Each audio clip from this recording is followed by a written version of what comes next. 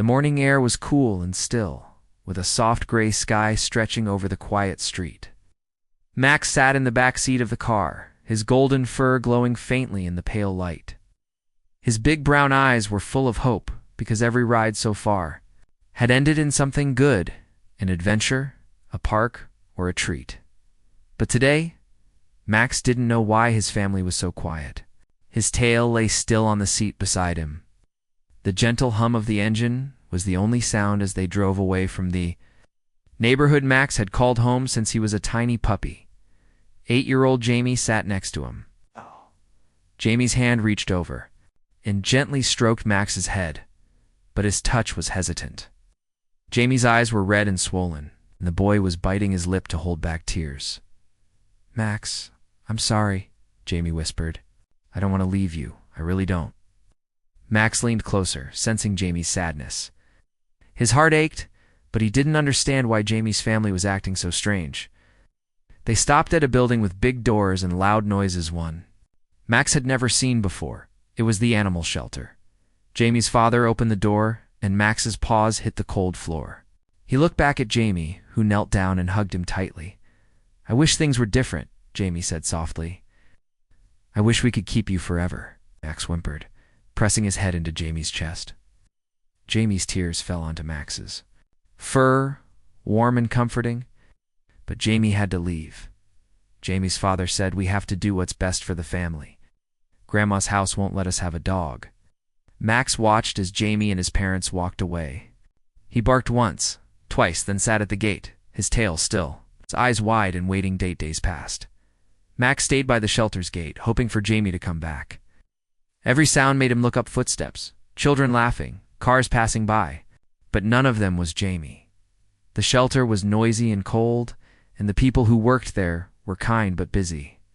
Max missed the sound of Jamie's laugh, the feeling of his small hand in his fur, the late-night cuddles on the couch.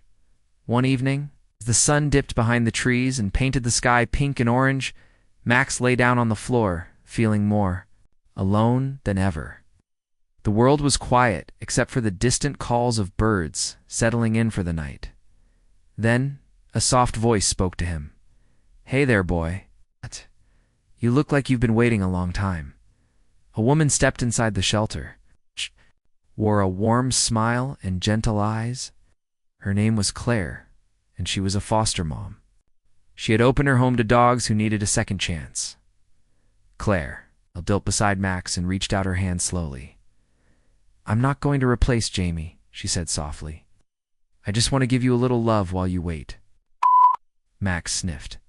Her hand he wasn't ready to trust again, but something about Claire's calm presence made him stay a little longer. She took Max home that night. Her house was small but cozy, filled with soft blankets and sunlight streaming through the windows. There was a backyard with daisies, where Max could run and play. Still, Max spent most nights curled up by the front door, listening for the sound of footsteps that weren't Claire's he dreamed of. Jamie's voice and the feel of those loving arms. Claire watched him quietly. She understood that Max's heart was still tied to his first family. She didn't try to rush him or fill the space Jamie had left. Instead, she simply stayed by his side, letting Max know he wasn't alone.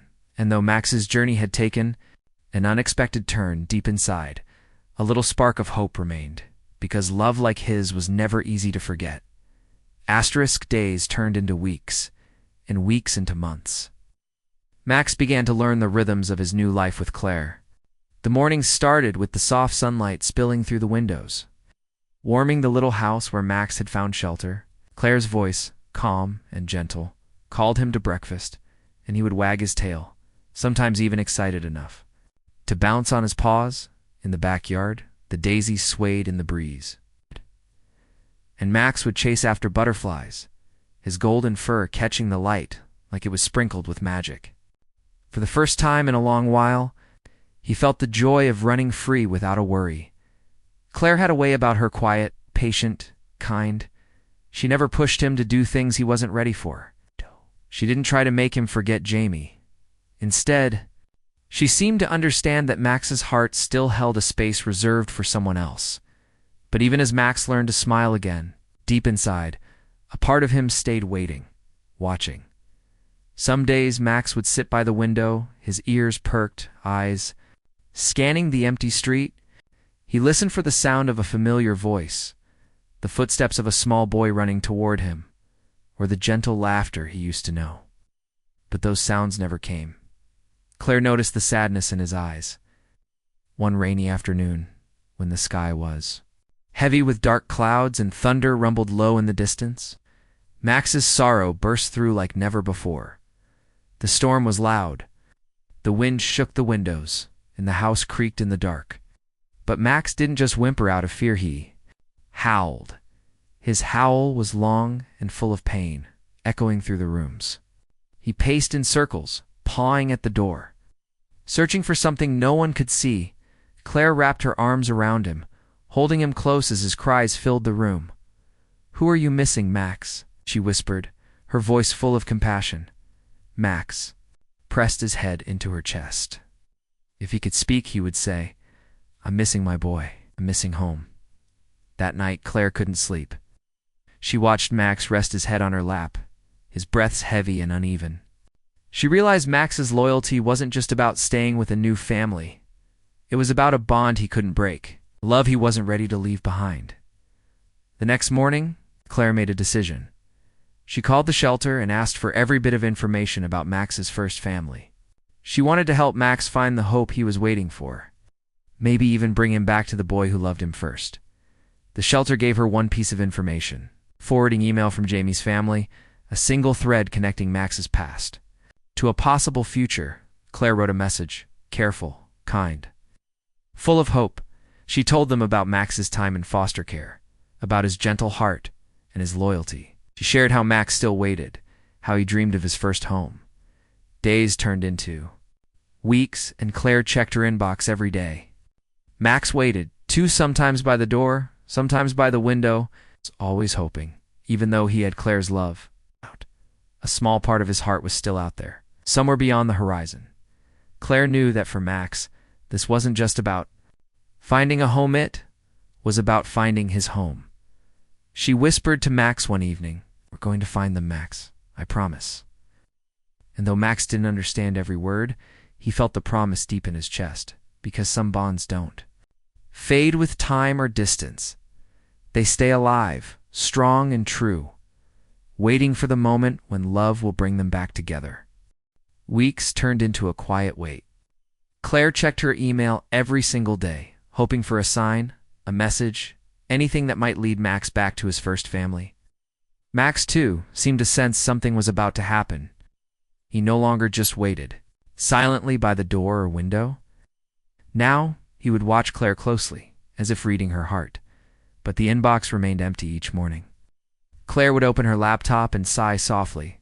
She'd rub Max's head and say, "Soon, Max, soon." Then, one chilly afternoon, when the wind tugged at the curtains and the sky was a deep shade of blue, a new email arrived. It was brief, a simple line, but it shook Claire's heart. Is "Max okay? Please tell me he's okay?" The email was from Jamie's mother. Claire's fingers trembled as she read it again and again. She could feel Jamie's worry through the words, the same worry she had seen in Max's eyes every day since she took him in. She immediately replied, telling Jamie everything she knew, how Max was brave, loyal, and still full of love. But he waited, always hoping for a sign. How Claire believed Max remembered Jamie every day. On the other end of the message, Jamie was now 11 years older, but still the same boy who had said goodbye to Max in tears. Jamie had never stopped missing Max, not for a single day. Jamie's family had worked hard to get back on their feet. Dad had a steady job now. They had a new home that allowed dogs. Finally, Jamie was ready to bring Max back into his life. Claire and Jamie's family made plans. Max's journey back to Jamie was about to begin. The morning of the reunion arrived like a gentle promise. The sky was bright and the air smelled like fresh grass. Claire packed Max into the car and he sat quietly in the passenger seat. His eyes were calm, but his heart was racing. He seemed to understand this ride was different. The road stretched out ahead for 4 long hours. The town grew smaller in the rearview mirror, and the scenery slowly became familiar houses with white fences, trees with broad branches, and streets where Max used to run. When Claire pulled into Jamie's driveway, Max's ears twitched. Jamie was standing on the porch. He was taller now, but his eyes were the same bright brown, filled with hope and a little nervousness. Then Max leaped from the car. The moment his paws hit the grass, Max's tail became a blur, wagging faster than ever. He barked, joyful, loud, and full of happiness. Jamie dropped to his knees, arms wide open. Max, he cried. Max ran straight into Jamie's embrace, licking his face, nuzzling his neck, and whining as if to say, "I waited for you. I never forgot." Jamie hugged Max tightly, tears streaming down his face. "Missed you every day," he whispered. "I'm so sorry I had to leave you." Max's eyes looked up at Jamie's, shining with love and forgiveness. He was home. Claire stood back, smiling with tears of her own. Watching this reunion, she felt a bittersweet joy. Max wasn't hers to keep, but seeing him back with Jamie was the greatest gift she could imagine. The yard filled with laughter and happy barks. Neighbors paused to watch the beautiful reunion, a boy and his dog, reunited by love and loyalty that no time or distance could break. Later, as the sun set in soft pink and gold, Max curled up beside Jamie on the porch. Jamie's hand stroked his fur gently. "You're home now, Max," Jamie said softly. Max let out a contented sigh, his heart finally at peace. The house looked the same, yet different. The paint on the porch was a little chipped, and the garden was wild with new growth. To Max, it was the place where his story had begun, his true home. As Max stepped over the threshold, his paws felt the familiar wooden floor beneath them. A gentle breeze carried the scent of fresh grass and Jamie's old toys, and Max's tail wagged uncontrollably. The house wasn't just a building. It was a memory, a place filled with laughter, warmth, and love. Jamie led Max inside, his voice soft and full of wonder. "Look, Max, your toy's still here." He held up a worn tennis ball, faded and frayed but clearly loved. Max's nose twitched. He sniffed the ball, then looked up at Jamie, his eyes shining with recognition. Jamie smiled, tears welling up in his eyes. "I never forgot you, Max. I kept it safe, just like I kept you in my heart." Max followed Jamie through the house, each room unlocking memories. The couch where Jamie would cuddle him after school, the kitchen where treats were shared, the backyard where they played fetch until the sun disappeared.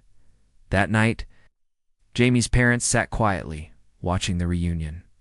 Their eyes glistened with relief and joy. Claire stood by the door, feeling a mixture of happiness and bittersweet farewell. She knew Max belonged here, and though it hurt to say goodbye, she felt honored to have been part of his journey. Jamie's mom stepped forward, her voice soft but full of gratitude. "Thank you, Claire. You didn't just foster Max. You saved our family's heart." Claire smiled, tears slipping down her cheeks. "He's a brave boy. He waited with hope, and that's why love brought him back." Later, Jamie and Max settled. In Jamie's bedroom, a room filled with posters, books, and memories, Max curled up at the foot of the bed, his body relaxed for the first time in years. Jamie gently stroked Max's fur. "You don't have to wait anymore," he whispered. "You're home." Max closed his eyes, breathing in the peacefulness that only comes from being truly loved and belonging. Outside, the moon hung low, casting a silver glow over the quiet house. The wind carried the scent of daisies from Claire's garden far away, a reminder of the kindness that had kept Max safe. Max's heart was full.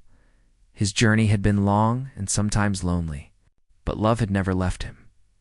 It had guided him through storms, carried him through dark nights, brought him back to the family who had always been waiting.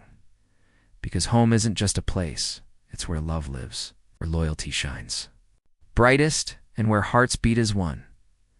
Moral message: true love never forgets.